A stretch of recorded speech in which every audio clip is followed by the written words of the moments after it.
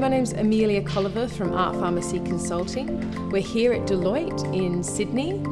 We're installing an exhibition titled Playing with Perspectives, with 22 artists and with nearly 70 artworks. We work with paper artists, oils, acrylics, public artists, so looking at lighting, neons, through to sculpture, so it's really diverse. Many of the artists are from all over Australia, but we've also got some international artists. We're a full-service agency. We're all about connecting emerging artists with corporate clients.